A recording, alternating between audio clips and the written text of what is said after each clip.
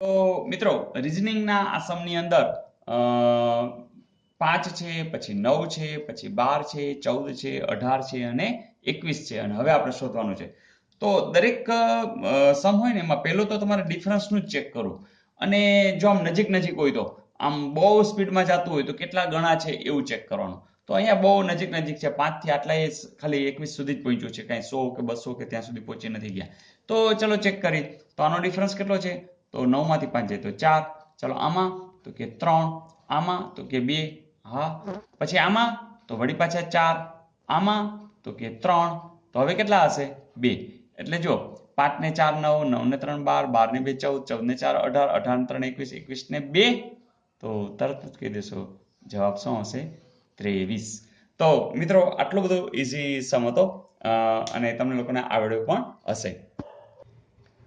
ને મિત્રો તમારા માટે એક સરસ મજાનો સમ વિચારી અને તમને આપ્યો છે. ચાલો કે અહીંયા તમને જે લંબઘન કે સમઘન જે દેખાઈ રહ્યું છે એમાં અહીં કેટલા રેખાખંડોની જોડ સમાંતર બની શકે?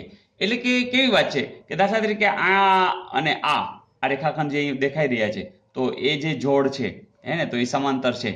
તો માત્ર આ છે? ચલો આ બે પણ સમાંતર થતી હશે, બરાબર. આ બે પણ સમાંતર થાય છે, આ બે પણ સમાંતર થાય છે. તો આવી કઈ કઈ જોડ છે એ સમાંતર બની શકે? આવો એક પ્રશ્ન છે. મિત્રો આ ટોટલી નવો છે, મારા ધ્યાનમાં નથી આવ્યો, કદાચ કંઈ પૂછવાનું તો મને ખબર નથી, પણ ચલો ટ્રાય કરો. હું જ્યારે તમને એમ કહું ટ્રાય કરો ત્યારે તમારા વિડીયોને સ્ટોપ કરી અને રિયલ ટ્રાય કરવાની છે. તો મિત્રો તમે ટ્રાય કરી, ચલો આપણે ચેક કરીએ. પહેલી તો વાત એ છે કે દાખલા તરીકે આવી જે લાઈન છે એવી કેટલી છે? તો કે 1 2, એક અહીંયા પાછળ 3 અને આવી 4 હશે. એટલે કે આવી જે આ લાઈન છે ને એ 4 હોય છે.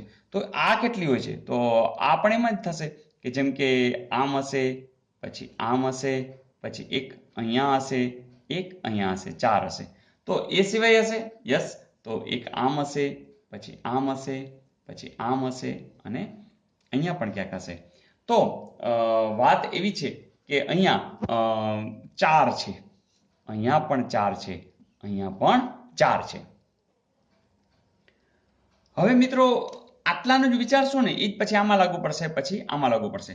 ચાલો હવે આ એક છે એની સાથે જોડી, તો કે આ એક આવી શકે, આ બીજી આવી શકે, આ ત્રીજી આવી શકે. એટલે આ એક જોડી, આ એક જોડી અને આ એક જોડી. બસ કામ પતી ગયું. એટલે 3 થઈ. ચાલો આનું કામ પતી ગયું. ચાલો હવે આ આવે તો એની સાથે કોણ રચાય? તો આ એક અને આ બે. ચાલો એનું કામ પણ પતી ગયું. હવે તો આ બેની એક જોડી, એટલે કે ટોટલ તમને 6 મળ્યા. તો આ 6, આ 6 અને આ 6, તો 6 તેરીને 18 છે ક્યાંય અહીંયા? નહીં, પ્રિન્ટિંગ મિસ્ટેક છે. તો આપણો જવાબ શું આવશે? 18 છે, અહીંયા આપેલો નથી.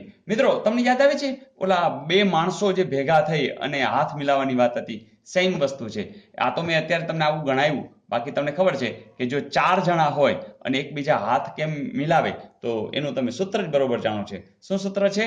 કે જે છે એ લખો, એનાથી એક આગલી સંખ્યા સાથે ગુણો અને એના શું કરો? અડધા. જો 4 તેરી 12, 12 ભાગ્યા 2, જવાબ શું આવ્યો? 6 છે. અહીંયા 6, અહીંયા 6, અહીંયા 6, તો 6 તેરીને 18 છે એ જવાબ આવશે. મિત્રો મજા આવી? તો એકને એક વાત કઈ કઈ જગ્યાએ આવી શકે છે એની આ વાત છે. તમને હાથ મિલાવવામાં કે તોય 2 જણા, કોઈ એવું કે સામસામે કેરમ રમે છે તો બી 2 જણા, ટેનિસ રમી રહ્યા છે 2 જણા, આવું કંઈક હોય તો 2 જણાની જોડ કેટલી રચી શકાય? અને અહીંયા પણ એક જોડની જ વાત હતી, રેખાખંડની, તો કેટલી રચી શકાય? એવા દરેક જગ્યાએ આપણા પાસે એક નાનકડું સૂત્ર તમને આપેલું જ છે કે n હોય તો n માંથી તમારે n ઓછા 1 ઓછા કરવાના છે અને છેદમાં 2 વડે લઈ લેવાના છે. તો મિત્રો મજા આવી? બસ એક ને એક વાત ક્યાંક ને ક્યાંક રિપીટ થશે એમ તમને આવા બધા સૂત્ર પણ યાદ રહેતા જશે અને એન્જોય પણ કરતા રહેશો. ઓકે, તો બસ બધા વિડીયોઝ જોઈ નાખજો, તો નેક્સ્ટ એક્ઝામમાં તો તમને ફાયદો થવાનો જ છે. Okay, all the best. અને હા, સબસ્ક્રાઇબ ન કર્યું હોય તો જરૂર કરી લેજો. કારણ કે નવા નવા કેટલા બધા વિડીયોઝ જે મૂકવાનો છે એ તમને ઉપયોગી થઈ જશે. અને મિત્રો પ્લેલિસ્ટમાં જજો, ઘણું બધું છે, ગુજરાતી ગ્રામર છે, કરંટ ટોપિક્સ છે, એ બધું જુઓ, એન્જોય કરો. Okay, all the best.